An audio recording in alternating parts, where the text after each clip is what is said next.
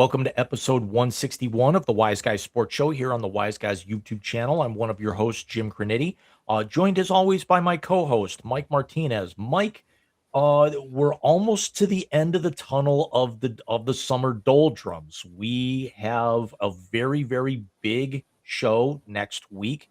We'll talk about that as we progress through this episode. We're taping this on a Friday night, and then we're going to be turning around and recording right back again on Wednesday or Tuesday or Tuesday of next week for upload Saturday because I'm going to be out of town. But Mike, how you doing tonight? Doing good. Bobby and Steph are down at her dad's, so I'm flying solo. Well, I'm working all day tomorrow. That's the only reason I'm still home. But you know what, Jim? We do have one of our bigger shows of the year coming next week. I am getting excited for it. You know, I'm more of a baseball guy, so I don't have the doldrums in the summertime, except when the Mets are shit. So I had them this year. But let me tell you, I'm getting excited for Tuesday. I'm getting excited for September, the first week of September when Ohio State kicks off, and the second week of September when we get to try and see if Deshaun's going to, stink it up like we think he's going to. And what are we talking about? Footballapalooza 3. We took a hiatus last year from Footballapalooza because we did college one week and the NFL the next week. Now that we've gone completely pre-recorded, we're going to get it all done. We've got 30 minutes that we're going to cover college. We got 30 minutes we're going to cover the NFL. That will come to your way next Saturday, August 22nd. Like I said a moment ago, Mike and I will be taping that show on Tuesday night. Happy early anniversary because we're taping on Tuesday instead of our normal Wednesday. I will be on the road on Thursday, coming back on Saturday. So it's going to be a pretty quick turnaround here for us. But you're right, Mike. I am definitely looking forward to Footballapalooza next week.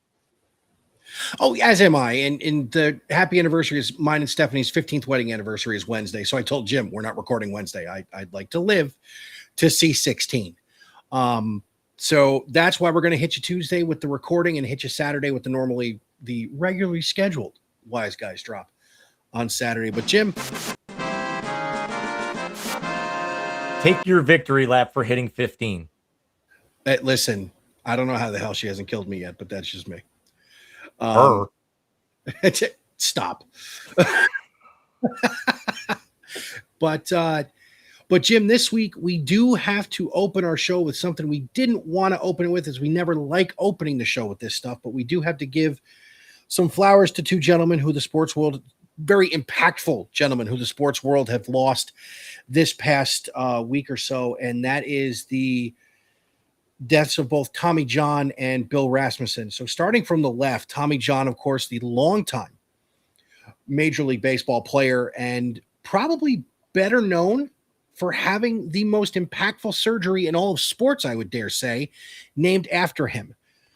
Real quick, Tommy John, first of all, is a Hall of Fame snub to end all Hall of Fame snubs. 280 career wins, 24 seasons in the big leagues. I mean, the guy was at Cleveland, Los Angeles, and the Yankees, right? Cleveland, the White Sox, the Dodgers, Yankees, Angels, Athletics, and then finished up with the Yankees. So well-traveled, a couple of World Series championships in there as well. But more importantly, four All-Star appearances. Yeah, and more importantly, maybe the most significant sports medicine breakthrough of the last, since Gatorade. Let's go there. As in, what was it, 1974 or 75? Tommy John tore his UCL, his ulnar collateral ligament in his pitching elbow, his left elbow. And he called Dr. Frank Jobe, who was the orthopedic surgeon for the Dodgers at the time. And Dr. Jobe actually took a tendon out of his forearm and reattached it to where the UCL went. And that was the birth of Tommy John surgery. Jim, you and I have been doing this show for, in October, it'll be 5 years. We have probably said the word Tommy John surgery 15, 25 times a baseball season. I mean, according to the Wikipedia page, based off of numbers going back to 2023, they said it's become such a commonplace that more than 35% of major league pitchers have had this at some point in their careers. That's an insane number. And I will say this, my introduction to Tommy John was as a Yankees pitcher back in the 80s. He always made me laugh because he didn't throw hard at all. I mean, him and Jamie Moyer, I think pitches they threw when they were playing are still going because they were moving so slow. But listen, 280 some wins, a Hall of Fame snub for Tommy John. I honestly believe that is one of the bigger Hall of Fame snubs that we've ever had. This side of people involved in illegal stuff, i.e. substance and or gambling. Right. But to the right, a gentleman we lost just after Tommy John is someone who we have experienced his greatest invention every day of our lives since September of 1979. And that's Bill Rasmussen, the original founder and owner of ESPN. Bill Rasmussen founded the perfect outlet for sports. And I'm very glad he is not seeing much what it's turning into. This was a news network for the sporting world. This was we're going to put on whatever we can to get on the airwaves. I can remember ESPN showing bowling and tractor pulling and all this other stuff before they got Major League Baseball, before they got the NFL. And now his invention, which quite honestly is maybe the greatest invention in television because sports is such a big part of television watching, has now turned into a dumpster fire. James, your thoughts? Well, first with Tommy John, we remember he was also a very good broadcaster after his career ended, synonymous with the surgery. And let's also remember that it's not just a pitcher surgery. Remember, probably the most, I want to say the quickest turnaround we ever remember is with one of the best hitters of our generation. And remember, that's when Bryce Harper had it and was back in 9 months mashing the Phillies to the World Series that year. And Brock Purdy's had it too. Yeah. But with Bill Rasmussen, you never, when somebody starts out a network like that, and things get sold off and everything, Rupert Murdoch didn't found Fox. He basically bought it and turned it into the mess that it is now for everything other than their network shows, or their sitcoms or their dramas, which are still very good, but nobody really, nobody wants to deal with all the ads and everything and the advertisements for their other programs on their other networks. Bill Rasmussen didn't really so much do that.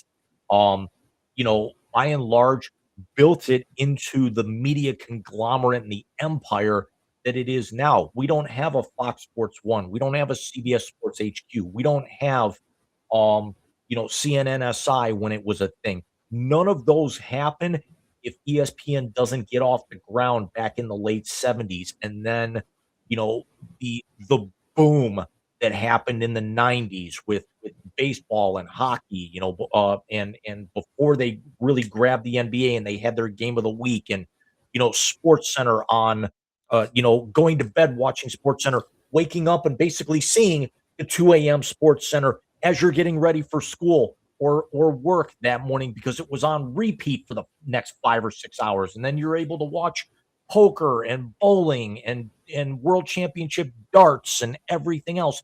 And now it's just become a talking heads network with a couple of, with some news shows sprinkled in here or there and a game to basically wrap up the night. It's become a shell of what it was. And unfortunately, with him not being there anymore, we got a feeling it's only going to end up getting worse, even though the fans are clamoring that, we've all seen all the releases. We've seen Ryan Clark, Damian Woody, and it's like, somebody put the graphic up. Then in 5 years, PTI is going to be Pat McAfee next to Pat McAfee, and they're only going to be talking about Pat McAfee. Basically. And the thing is, too, Rasmussen hasn't been a part of ESPN for a long time because you remember late 90s, early 2000s, Disney bought ESPN. Right. And brought it under that big Go network. I don't know if you remember that online, the Go network that they had. But he's been out since then. And it seems to me, after we got past the Rich Eisen leaving ESPN, And honestly, that's really the first person, because Rich left, then Dan left, then Olbermann left, or Olbermann left, then Dan left. That's really when you saw the turn. Yeah. But when Stewart passed, Yep. that's when Sports Center took a different turn and stopped being Sports Center. The only real Sports Centers we get now that we remember, and that was in the golden age, are SVP, which is in the middle of the night. And I've watched them on YouTube because I don't have access to ESPN anymore with the YouTube TV account that I had on there is no longer there because the modem in the TV died. But Rich Eisen has come back and done 90 Sports Centers with the graphics and the set and the music. I gotta be honest with you, that warms my heart every time I hear that. And then Rich does the voiceover going into the episode. Right. Which we really don't get anymore. I mean, because you think about it from the golden age with that, Stu passed away. Rich left and then came back, but it's not basically the same because he's become so much larger. Dan left and has now got his own thing. Keith's a newsman. He came back for a hot minute and then went back to news. Bill Peto's long since been gone from the network. Steve Levy's still there, but he's primarily doing hockey. John Butchergross is namely doing hockey. Linda Cohn just retired a couple, earlier this summer after 30 years at the network. So, and then even some of the newer guys that they have, Kevin Nagandi really isn't there anymore. Stan Verrett has left the network. So, you turn it on now, you don't recognize anybody that's there, but yet they've got the same analyst on 19 different shows. Do we need Stephen A. Smith being an NBA analyst and a journalist talking, having his own 3-hour show? Do we need 5 hours of Pat McAfee and the fact that he's also going to be on the Monday Night Football preview show every week? I think it's a little bit too much Pat McAfee saturation. Sorry, Bobby just tried to call and I missed it. But I think it's too much McAfee saturation. But I will say this. I don't know if you watch, because I obviously, with Bobby being as young as he is, Disney is a big thing in my family. Chris Berman is now a Disney legend. Mm-hmm. And he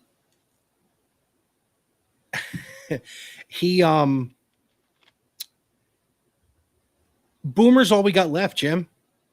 Yeah, because you think about it, Tom Jackson is all, it was always Boomer and TJ on the nightly wrap up, and then the halftime show on Monday Night Football. It was always Boom and TJ, Boom and TJ, Boom and TJ.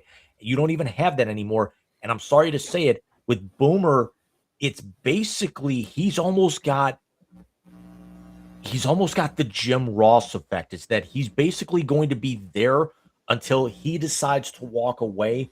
But unfortunately, you've seen the aging process for how long he's been there, and you kind of have the feeling that time is coming very, very soon. That time is coming very, very soon. But I'll say this. See, Boomer to me wasn't just a Sports Center anchor. You got to remember, Boomer used to call the Home Run Derby. Yep. Boomer, one of my favorite memories growing up with ESPN is 1999 National League Division Series, Mets Diamondbacks. Boomer was on the call for Todd Pratt's walk-off home run. And I remember jumping into my father's arms, and we were running around the living room in Cleveland where I lived. I mean, ESPN, think of it this way, Jim. You are a little over a year older, and I am 9 months older than that network. We literally, our lives have spanned the arc of ESPN from a fledgling cable network to the conglomerate it is now. And we were lucky enough to live through the golden age, to live through the This Is Sports Center commercials with Charlie Steiner with the lantern going, "Follow me if you want to live. Follow me to freedom." Yep. We lived through. And remember, Charlie Steiner also survived his Evander Holyfield butt whooping too. Come and get your whoopings. We talked about the Drew Brees one last week. We've talked about other ones. I have a couple of personal favorites real quick, and he had a hand in them because Bill Rasmussen let Dan Patrick do these. So my two favorites, are two. One of them is after Rasmussen left the company, and it's Jose Reyes and Carl Ravitch and John Anderson. That's another And one Reyes that we is forgot about, talking to John Carl. Anderson. Well, he went to do Wipeout, which is just amazing. Of course.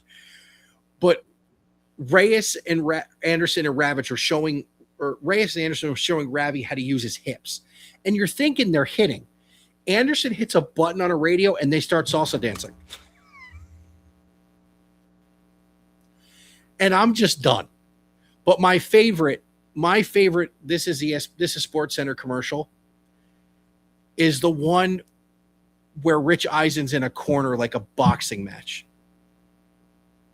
Cut me, I'm done. Mike Tyson, cut me, Lou, cut me. And he goes, my throat's ragged. Give him some tea. That is my favorite. Now, post Rasmussen, my favorite one is when Stuart Scott and SVP are doing the show and they pull the suits off like they're warm-ups and they have their game suits underneath it.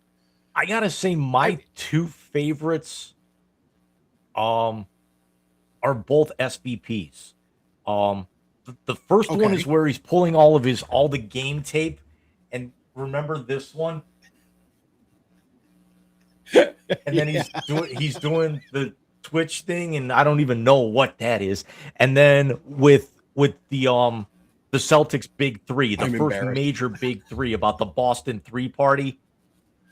And then we get the Three Amigos dance. Yes. But another good one. Go ahead. Another good one under Mr. Rasmussen. When Rich Eisen got sent to the minors.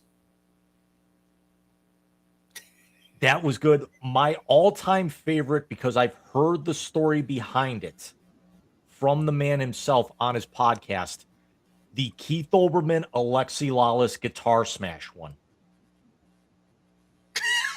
Like from Animal House. No, where he's singing Kumbaya sitting on a desk, and Olbermann just went for it. He wasn't supposed to be there that day. He walked in on his day off to talk with somebody, and they said, go sit down there for 5 minutes and then grab the guitar out of his hand and smash the shit out of it. Apparently part of it like splintered into Ravitch's hand, and he had to be on the air in 20 minutes. Well, it was taken out of the scene from Animal House when Belushi did it to the guitar against the wall. I mean, look, as we wrap up this segment, because we could go all night about Bill Rasmussen and his impact, and of course, Tommy John being just an Iron Man after the surgery. As we wrap this up, Jim, I will say this about both men. I don't know if you can find two bigger impact on sports today for who started their careers 50 years ago. Agreed. And then you look at, their comparison in age. I mean, look at it. Bill Rasmussen is only 9 years older than Tommy John. And you had to know, I mean, Tommy John indicating, when he said he wouldn't actually be able to appear at Yankee Stadium for a reunion thing 2 weeks ago, and then ultimately passes away. And, we knew Bill Rasmussen was getting up there. I mean, look at the timestamp there, 84 years old. But, we will see you on the other side, gentlemen. Thank you for everything that you've brought us, in not only in your lives, but especially your careers, but mostly your lives, and our thoughts go out to your families. Absolutely. Bitch, I'm stylish. Covered in thread count. So, James, in our next segment, we bring back an oldie but goodie of the Wise Guys. It is what we like to lovingly call the thread count. And the thread count is when James and I, for those who haven't seen this before, because it has been a while, Jim, we break down our opinions on the new jerseys coming out for the coming season. Usually, we're usually tearing apart the City Connect jerseys that Nike does because they are god-awful 95% of the time. Or we're debuting our own threads like we did a few months ago. But tonight, Jim has a special one, and that is all the new NFL uniforms for 2026 and the New York Islanders, who seem to go through a different jersey, like some people go through draws. Have another one for this year. It's actually going to be for next year, but we'll come to that here. But yeah, it's you saw kind of the new intro. I know we're going to probably end up getting a copyright strike, so enjoy it while you can. The song that you heard was actually from one of my favorite bands, Eva Under Fire, called Murder Scene, and the line was too perfect. The line goes, we're so close to the end now, we're covered in thread counts. And I'm thinking to myself, how funny is that with, the image of being thrown under a sheet, in your last moments and everything. And now we're actually using it to talk about NFL uniforms. So I got graphics up here. These are also in no particular order here, as I apologize for that.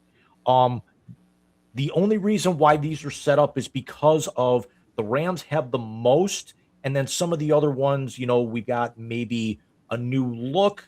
Some teams actually only maybe have 2 jerseys, but the Rams with the 5, naturally, we're going to lead off with them. So the primary thing, and me being a Rams fan, this again is not me doing this on purpose. The primary change with the Rams for 2026 is, Mike, you notice the numbers are not gradient anymore. They're solid, and they've taken a lot of the elements kind of out with the jersey, although they keep the rounded number format on the 3 primary jerseys. And I very much like these. I do too. I'm a fan of the black one. I think that looks really good, especially with the helmet like that. Correct me if I'm wrong, but that alt one is throwback to the Roman Gabriel days. Correct. And I believe that rivalry jersey that we're seeing, I believe that may not be black. That might be like a very dark midnight blue. Okay. But you are correct. The alt 2 all the way on the right, that was their Color Rush uniforms, where they would wear the all yellow, but they're actually abandoning the yellow pants. Not to say that they won't go to the Color Rush, but they actually brought that back and then for this year and put the block numbers. But you're absolutely correct. The alt 1 is a throwback to the Roman Gabriel, Fearsome Foursome, the early LA days. Deacon Jones. Really, exactly. And also remember, that's what the franchise colors looked like when they started as the Cleveland Rams and then moved to Los Angeles back in the 1940s. And keeping with the block numerals on there. What you also don't see with those is that there's a little bit of a black trim to the numbers that you're not really even going to, even on TV, you may not even be able to pick up on it very well. And the Rams kind of threw back to this look when they abandoned the old gold from the Mark Bulger era. I won't say the Kurt Warner era, because remember, they started out in the Royal when they won their first Super Bowl, and then brought back to then they go to the old gold, and then they kind of eliminated that before their move to Los Angeles, where they brought the old style back with the modernized twist. Yeah, I was going to say they won in the old school uniforms the Super Bowl, and they lost the Patriots one in the old gold, right? Correct. Okay, I thought so. Hey, listen, this is one of the better ones I've seen. I definitely like the Color Rush jersey with the white pants, though. I really do. Their normal blues haven't changed. The home ones, the all whites, whatever. It is what it is. But listen, there have been some that are just, you and I are like, what in God's name are you doing? These aren't bad. I'm wondering how. I know they're not going to do it, but I mean, especially now that you've got 5 different jersey options and 5 different pants. Naturally, there's not enough home games in a year for you to go all Oregon Ducks here, with this. But like the white jersey with the yellow pants, or put they don't have any blue jerseys. They tried the Color Rush thing with the all royal, and it just and then they go to the all yellow for the Color Rush. So very big fan of really what the Rams did. And we're going to touch on this here in a little bit with, I believe it's going to be our next slide, that the Rams kept a very important element with this very, very subtle change to the 3 jerseys on the left. And I'm very glad that they did, and I wish more teams would. So as we move on to our next slide here, we actually see the Baltimore Ravens have also reintroduced new jerseys. We'll talk about the new Titans overhaul here in a couple of moments, but the Ravens kind of eliminate some of the flashier items, but the key is look at the neckline with the Raven incorporation and the feathers. That is a very, very cool effect. It is very subtle and it works very well across all of those. As small as that picture is, it's kind of black on the purple jersey. It's purple on the white jersey. I can't remember if it's on the alt. And you can also see very subtly it's purple on the black jersey. This is what I was getting at, Mike, is I wish some teams remember at the start of the decade, kind of coming out of COVID or just before COVID, where teams were having like the alternate color with the angle on the neckline. I wish more teams would start incorporating some alternate or put some designs in the collar and on the sleeves. Leave the rest of the jersey alone, but I really like what Baltimore's done here. It's very subtle, but it's very classy. It is very cool. Never mind the jersey. That helmet on that all too is nasty. Mm-hmm. There are a lot of people that are hoping that they color that and make that the permanent helmet logo and get rid of the side facing B and have the menacing face first Raven, kind of like what the Bengals have done in recent years about putting the Bengal profile as the kind of quote unquote primary logo for a little while. Yeah.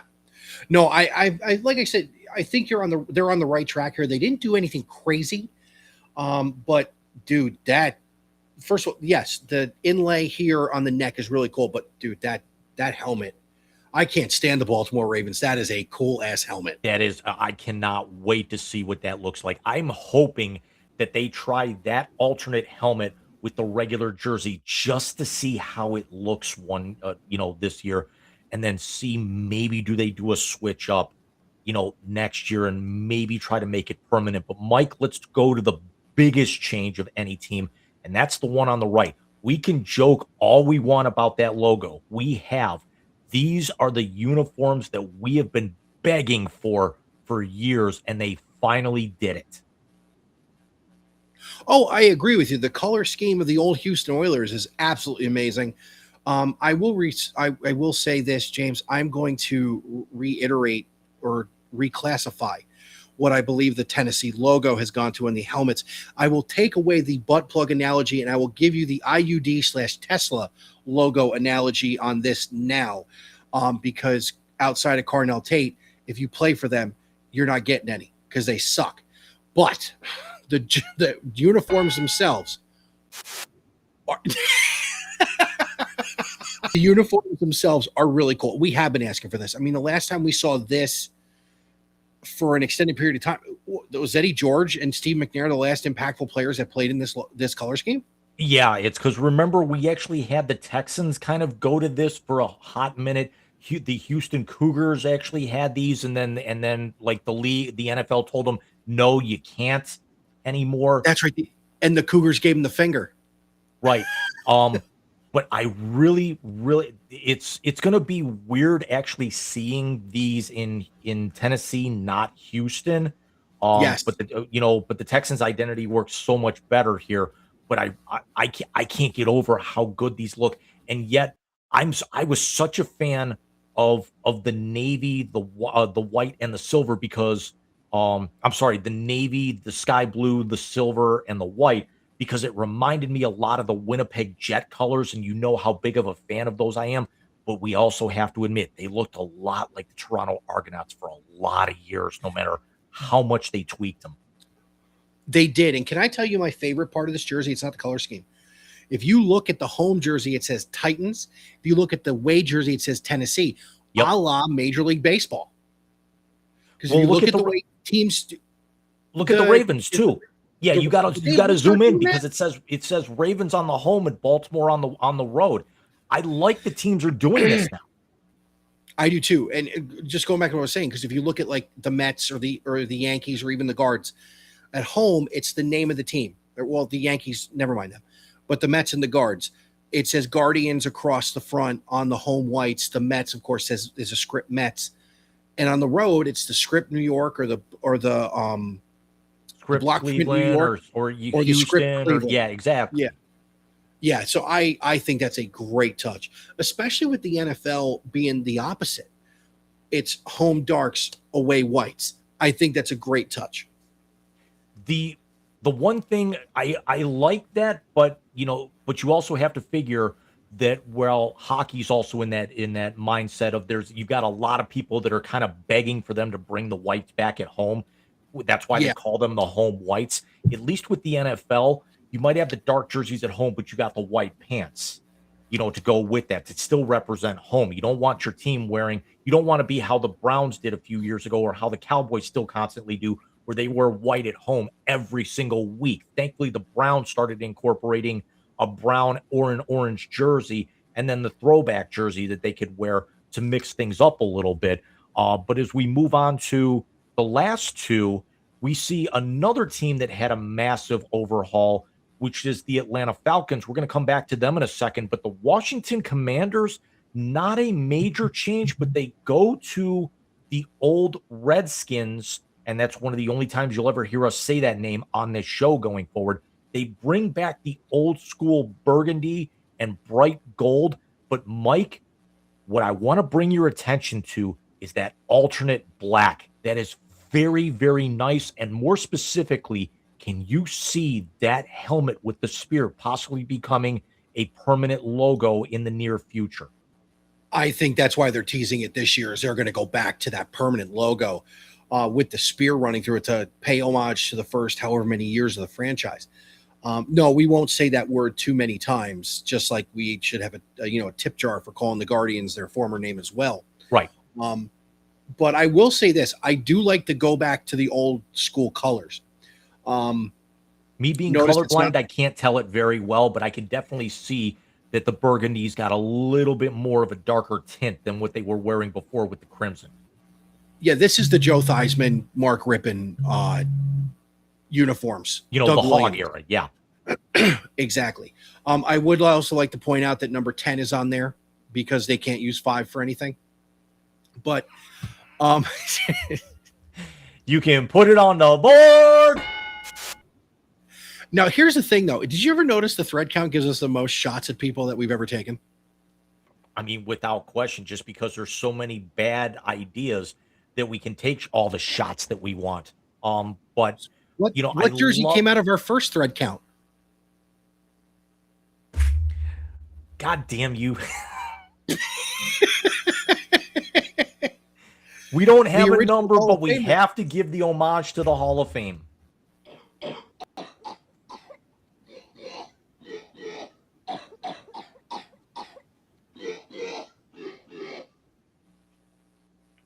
I can't even.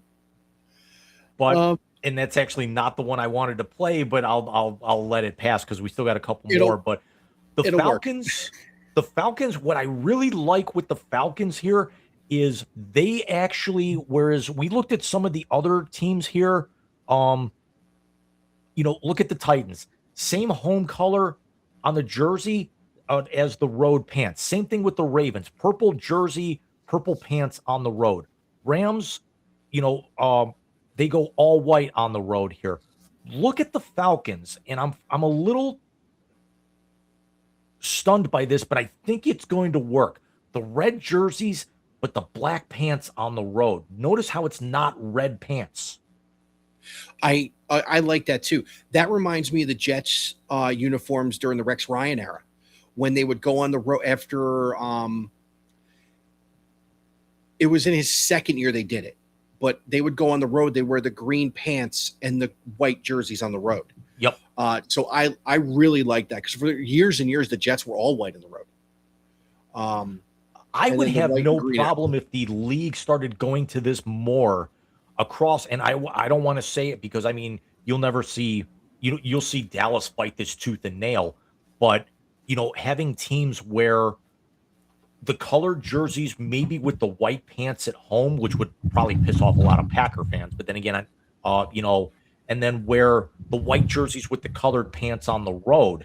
I think that actually could be a really good idea in a combination going forward with a lot of teams. Now, again, Dallas likes to wear white at home constantly, and they wear their dark jerseys on the road.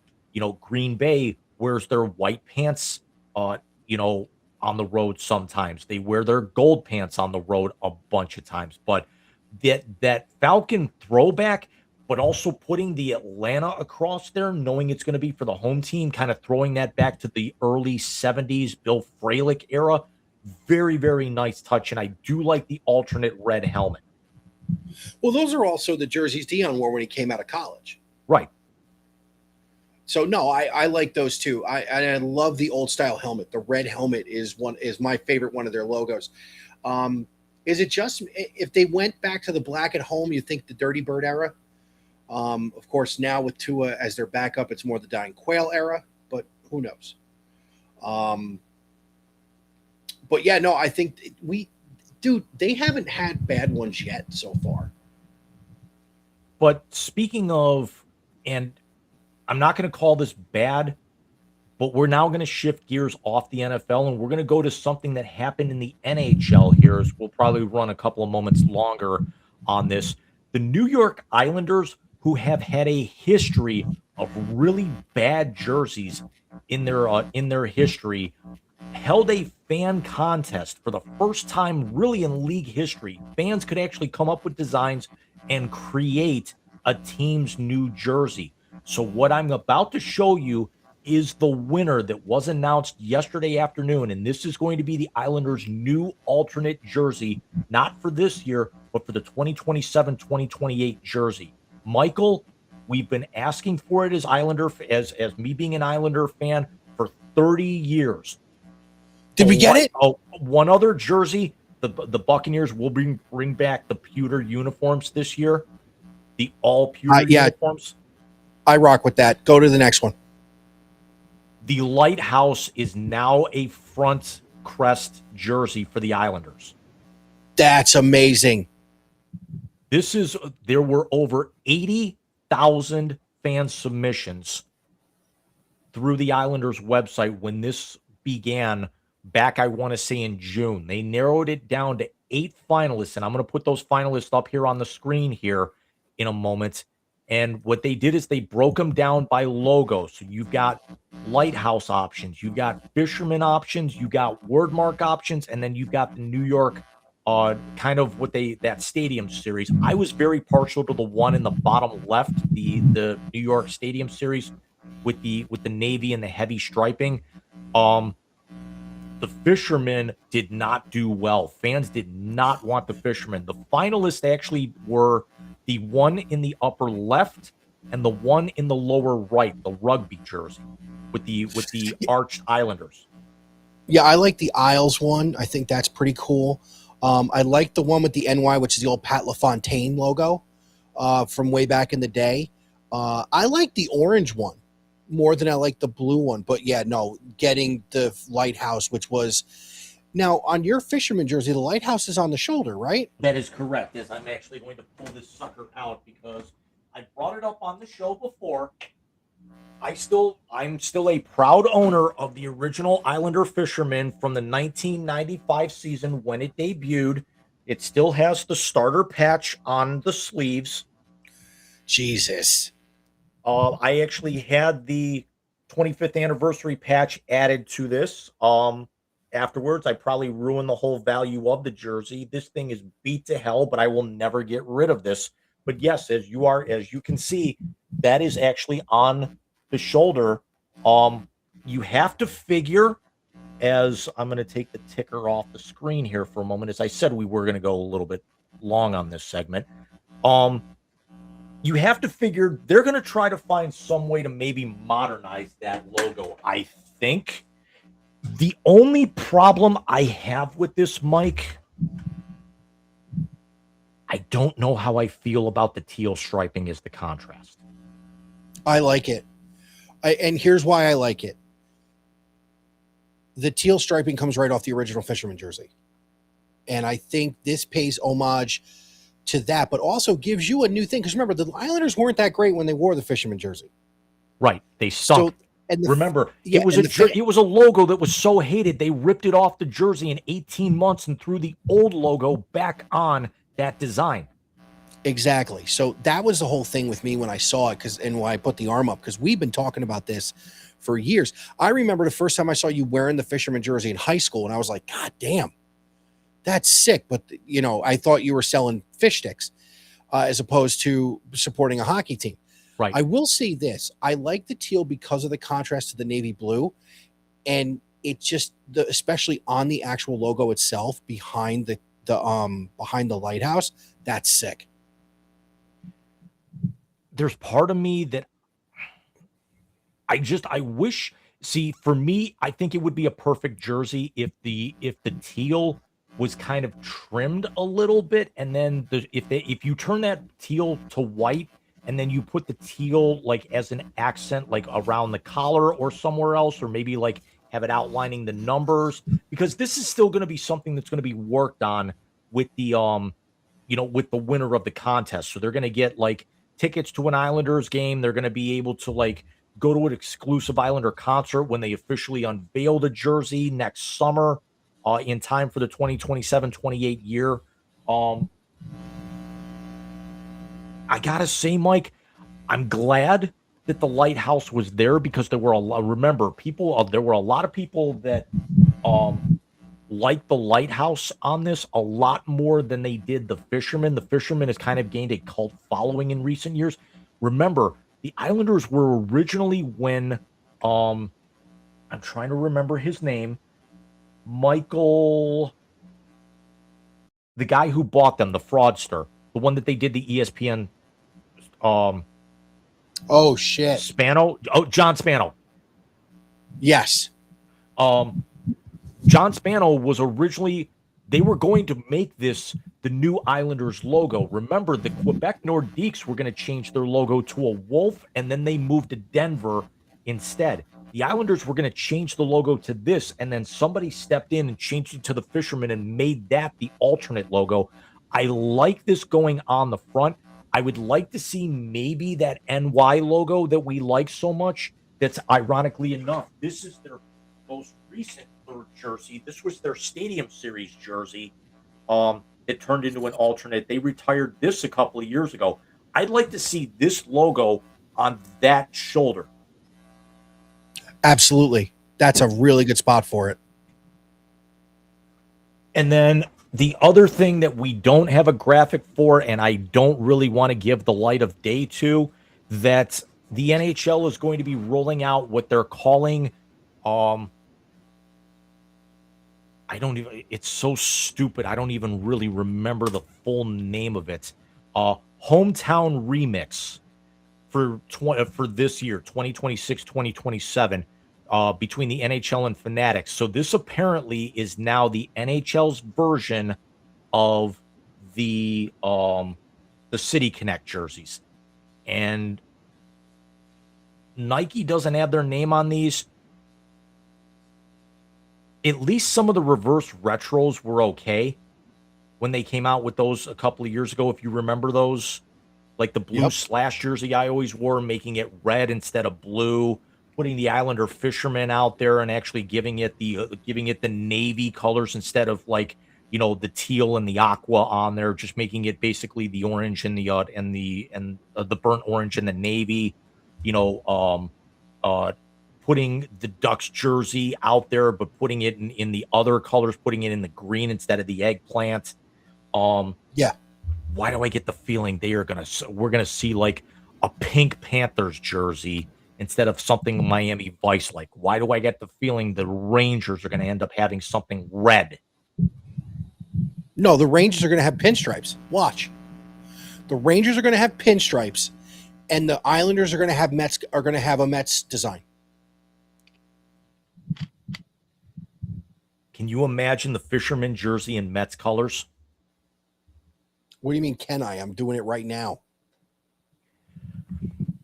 That's a hockey jersey I'd buy. If they come out with this, I'm going to see if they find one in your size, and I'm going to get you one. Can you imagine the Blue Jackets with Buckeye theme? where it's red and scarlet, but they keep the navy elements in there. Yes, I would wear that.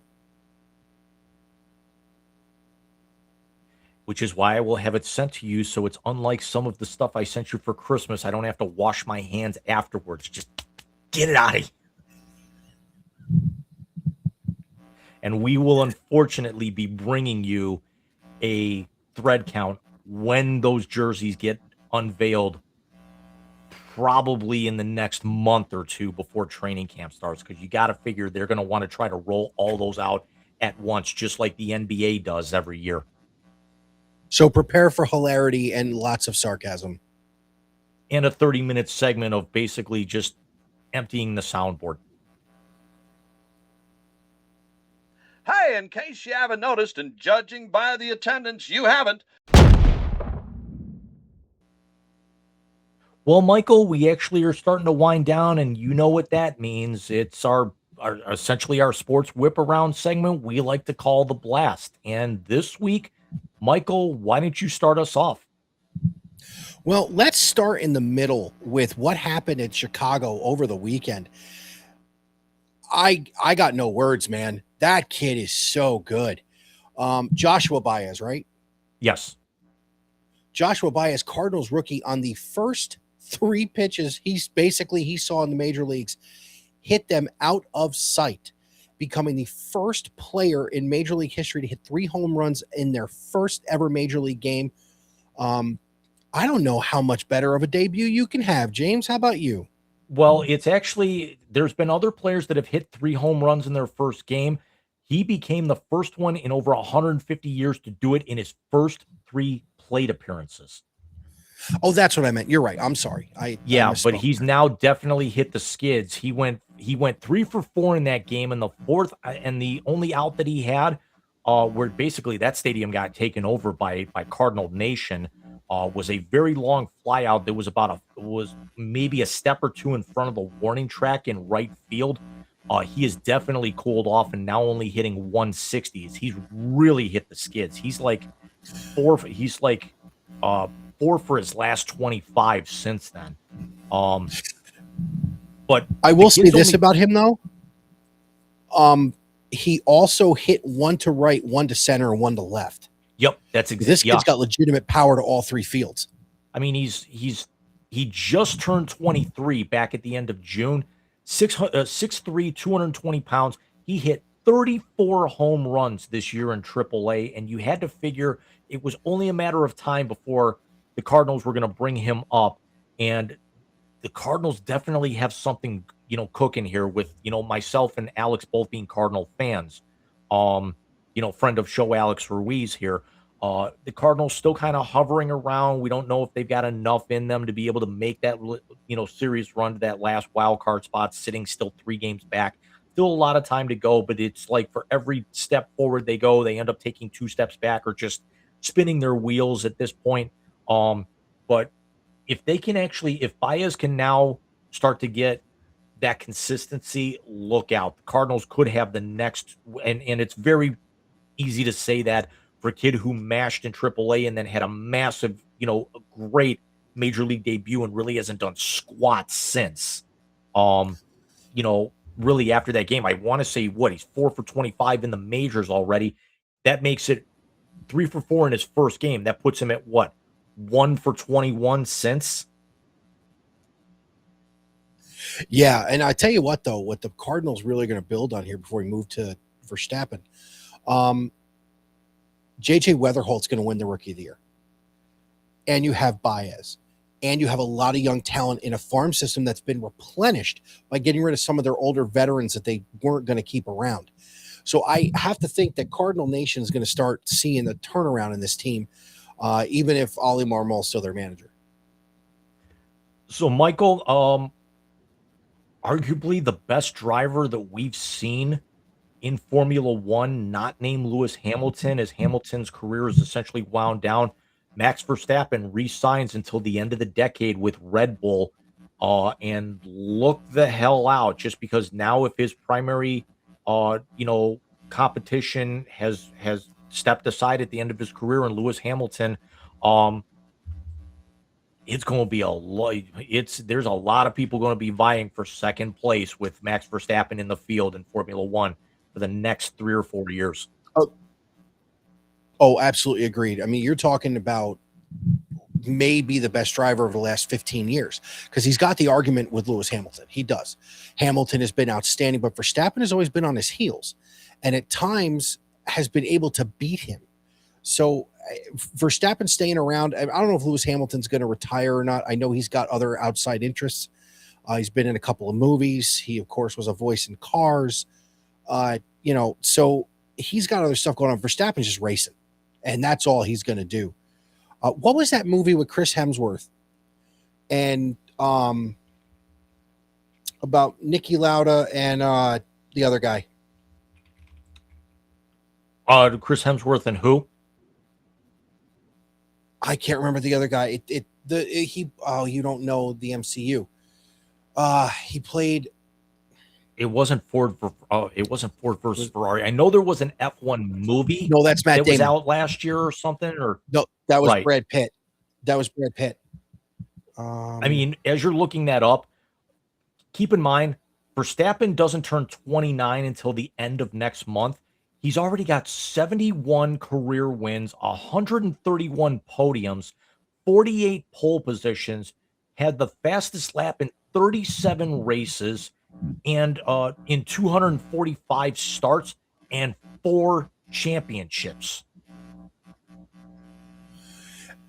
Those are amazing numbers. The movie I was thinking of was Rush from 2013. It was Chris Hemsworth as James Hunt, and Niki Lauda was played by Daniel Bruhl, who also played Baron Zemo from Avengers: Age of Ultron. Olivia Wilde's in that movie as well. But that's the kind of rivalry that I kind of put in my mind's eye when it comes to Hamilton and Verstappen.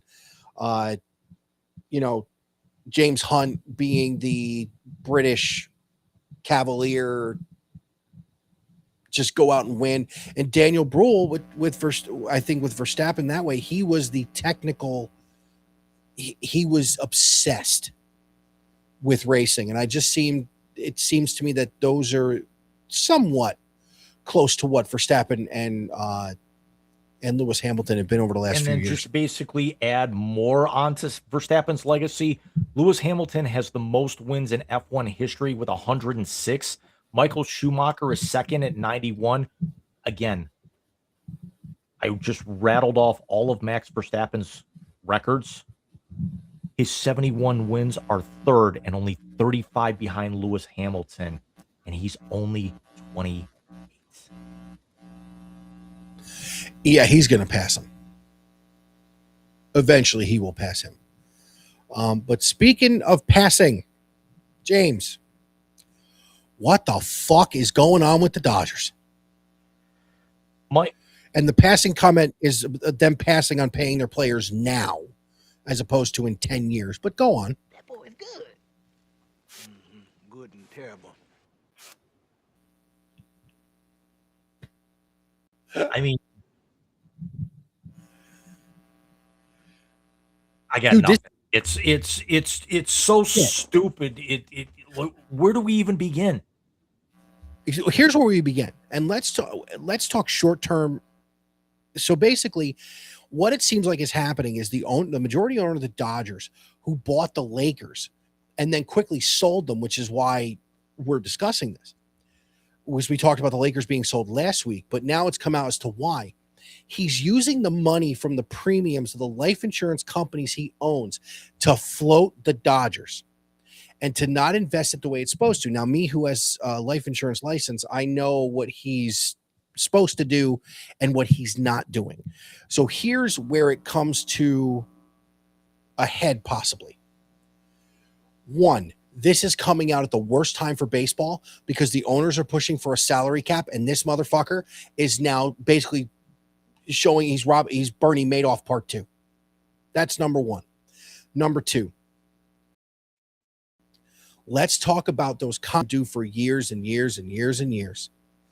They have 1.1 billion with a fucking B billion in deferred contracts on the books right now. Yep. The biggest of those being Shohei Ohtani, $68 million per year, that starts paying him in like 2035, like We right talked after about- Bobby Bonilla is done. We talked about it last week. They've got more luxury tax money than half the teams in baseball have their total payroll. So here's where the immediate impact could happen if he is forced to sell the Dodgers.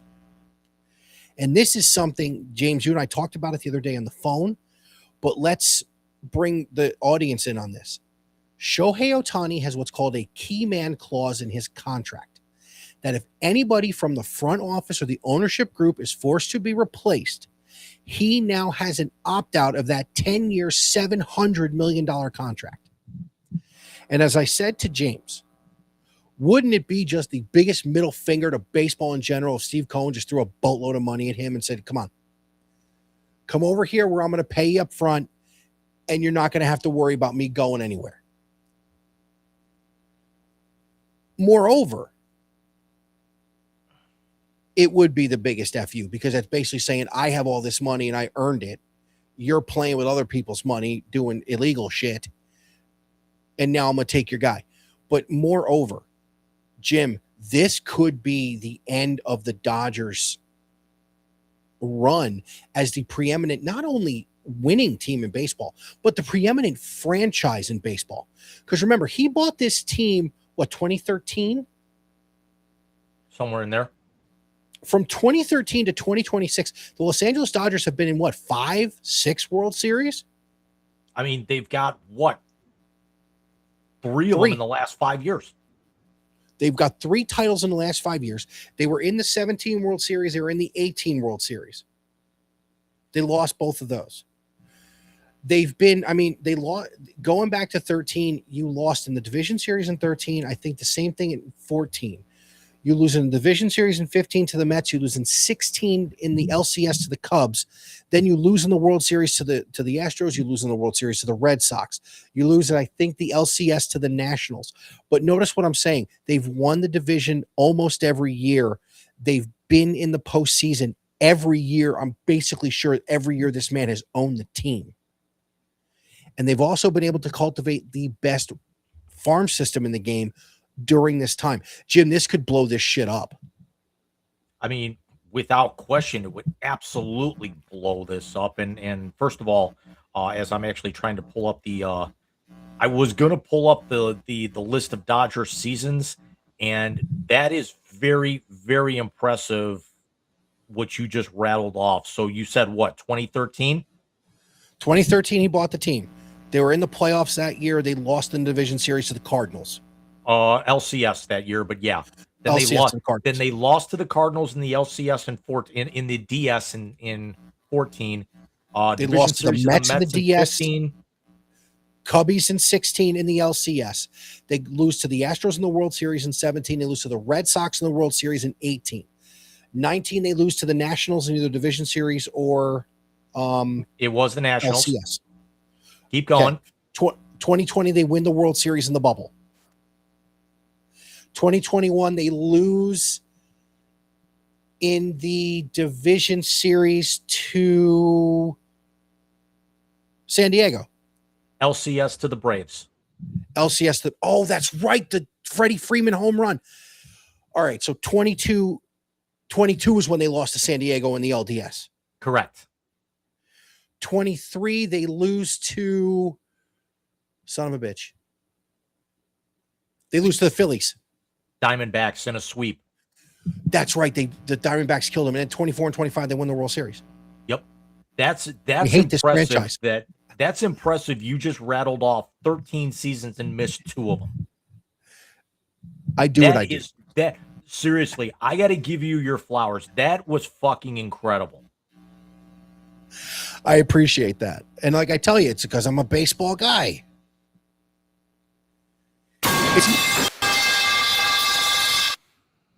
You dickhead. I got the wrong earbuds in for that tonight. Thanks so much, you asshole. What was the rest? Was that Bagwell who did that? Barry Horowitz. Horowitz. Oh my God. We had a Barry Horowitz reference in 2026. A couple of other very, very quick notes here, Mike, and then we'll actually wrap up on the Dodgers. We'll run a little bit longer with this as well. Clay Thompson set to join the Heat after a buyout with the Dallas Mavericks. James Harden finally signs his contract with the Cleveland Cavaliers. The Cavaliers make another trade to land. I like a that key player one. from the Nuggets, where it's part of a 5-team deal. Where it was Peyton Watson comes to the Cavs, Max Strus, the other big name on the move, to the LA Clippers. The Cavs are now under the second apron, I want to say by $22 million. That was Yeah, but I think before the Harden trade. I think Watson is a better fit for what they're trying to do with Harden and Mitchell in the transition to Jared Allen and Evan Mobley, as far as how the team's going to run. And we'll do an NBA preview as that gets closer. But Mike, as we're kind of winding down the segment, keep going with the Dodgers. You're on a roll. So at the end of the day, Jim, we're talking about a team that, quite honestly, it could possibly have been built on ill-gotten gains. You have, honestly, and I'm going to say this because you hear from athletes that the bubble championships were a lot harder than the fans give credit for. And I agree with that, because there was no home field advantage. There was no home crowd to get you going. There was no adversity of a road trip. So it was a little bit harder because you were contained. There was nothing else. Everybody had no distractions. So I think they were a little harder than what people are giving them credit for, but past that. You are talking about a run of dominance and, honestly, doing it within the letter of the law of the CBA that we haven't seen since the late 90s, early 2000s Yankees. And that team, honestly, was built totally different. The Dodgers aren't as homegrown as they used to be. They used to have a core of homegrown players to go with the guys they brought in. These Dodgers are a bunch of fucking mercenaries. Yeah, it's, where we've actually seen like the Yankees start going a lot more homegrown, the Red Sox going more homegrown. Your Mets, as much as I rag on them, yeah, they did. See, the thing is with the Mets, their biggest names they went out and got, but a lot of their key role players are homegrown. I mean, if you look at what the Mets, just real quick, at what the Mets have done.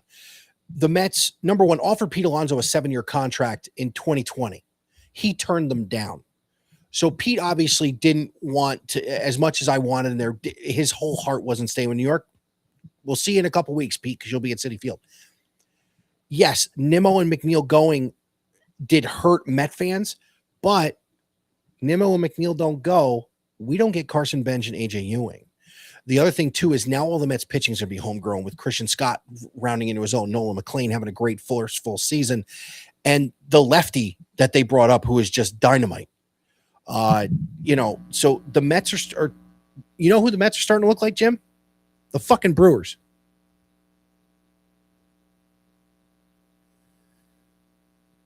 And Kodai Senga having his entrance music to Beat It by Michael Jackson might be the funniest shit. Oh, shit. You can't name the Brewers and expect me not to play it. I believe that has to be played every time we mention the Brewers. Would you shut up and just push the button already? No, God! No, God, please, no! No! No! No! It's the YZ Translator on the Wise Guys Sports Show. I'm forever unclean. Yes, ladies and gentlemen, it is the YZ Translator. It is the best segment of the night because it is the last segment of the night. It is that time when James and I give you names inside and outside of the sports world, and the first thing that pops into our exhaustion and heat-riddled heads is what we tell you live on the internet. And as James has pointed out to me, since we have been doing the Chronicle again, since we got it worked out technically, we are coming up on another YZ Translator Chronicle Supercut. I am excited for it because I always look back on these 5 minutes and I laugh my face off. But James, if you would please, sir, there's a this very evening's good Chronicle. There could be a very good possibility. It might not even be one. It might even be two coming here before too Jeez. long. But Nice.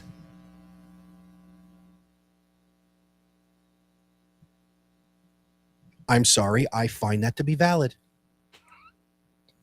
Doesn't always have to be funny. I don't have to make my partner break all the time.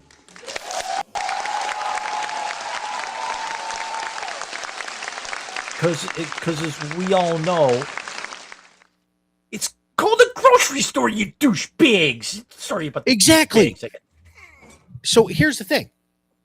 As I have said before on the show, Now I'm gonna end this. Now while I'm editing this, I'm gonna try and see if I can find like the first season of Metalocalypse, on TV in the other room.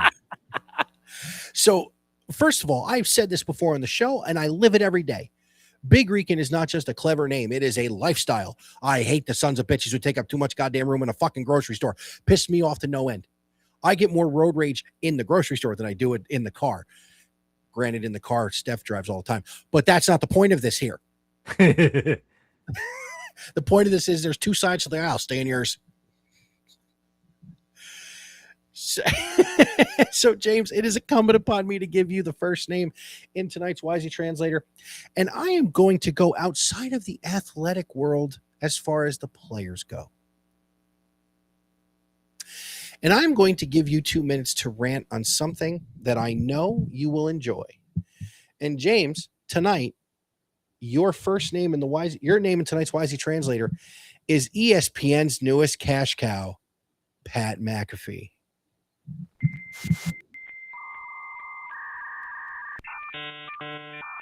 Somebody said it on social media earlier. Give him his own 24-hour network because he's basically, on everything anymore. He was sitting, he walked out with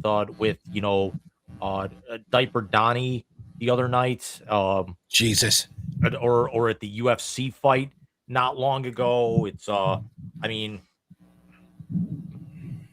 how a guy who kicks a foot, and I went back and I watched CM Punk's pipe bomb from a couple of months ago where he called him out like right before WrestleMania. Yep. Yeah, how a guy who kicked a football got $100 million contract and is basically hoard himself out to every major show that they've got. I wouldn't be the least bit surprised if he turned up on the NHL preview before too long, which he knows nothing about. Do you want to know why Pat McAfee has this platform? Dave fucking Portnoy. That's why. Another example of all things that come from Michigan are shit. Oh, but remember, somebody's kid's going to be playing quarterback for them this year. Herb Street. I hear no lies told. Now, having said that, they call him Pat McAfee for a reason anymore. They do. Politics aside, he's the first couple of years fine, but now when he's showing up on, game day, and then he's showing up on he's got his own show every day on ESPN. And he's been, and then they bump Jim Rome, even though, Rome's not nearly what it used to be. And Rome's got to now do his thing over on Twitter. I still won't call it X. And we all know basically that Rome's basically kind of in the same camp as McAfee. But, and now he's being added to NFL Countdown and he's got he'll probably show up on Manning Cast before too long. And is stint in the WWE. No. He's getting his own. And whatever. It's, he's getting his own. It's just, this is why, unless you're actually watching a game, this is why you don't watch that network anymore. Throwing it back to the start of the show, rest in peace, Mr. Rasmussen, for what Disney and everybody has basically done to kill your creation. What did Disney kill worse, ESPN or the Star Wars franchise? I've never seen any of the Star Wars, so I will leave that up to you. We're asking John that question. But if I want to hear what you have for me tonight. Mike, I'm going to stay along the political front, but not in the way that you're thinking of. And I'm going to kind of go into your backyard a little bit. And as we talk about ABC and ESPN, this person stepped in this week and came back to the forefront. And I see the look on your face, and you know where this is going. Your name in tonight's YZ Translator was the interim host of Late Night this week, Rosie O'Donnell.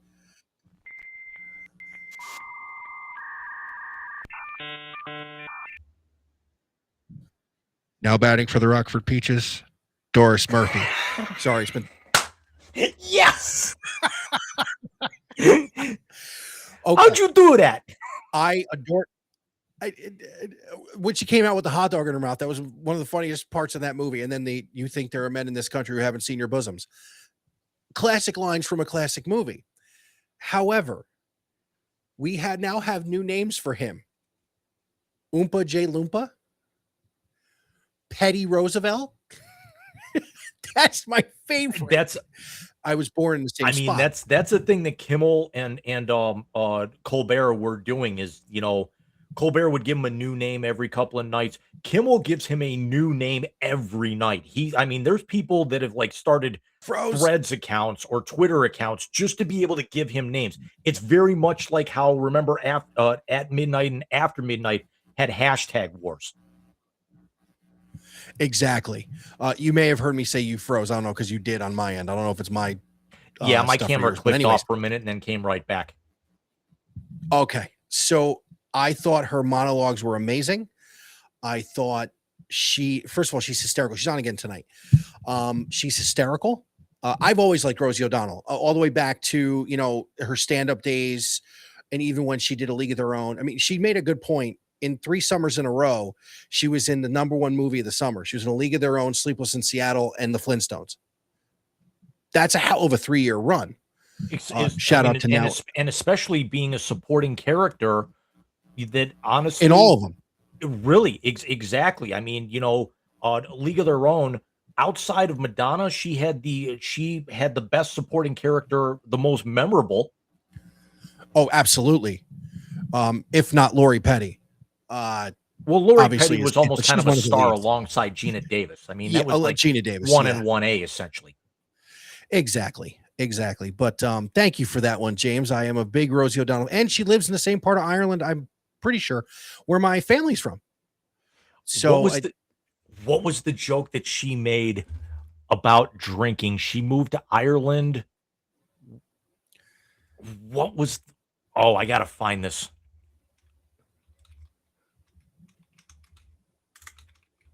It was an all-timer.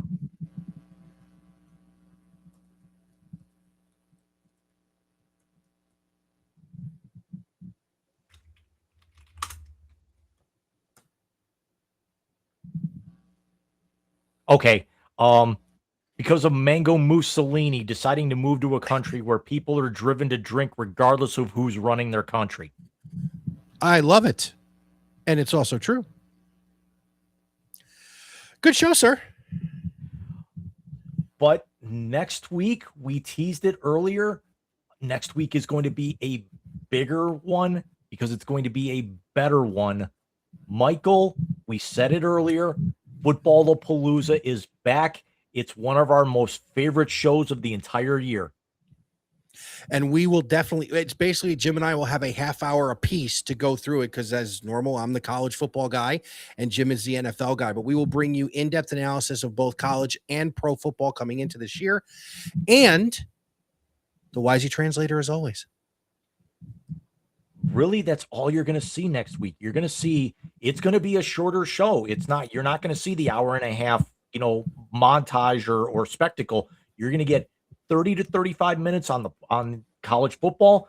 Mike is getting 5 minutes to gush on Ohio State before I actually have to have Steph turn the fire hose on him.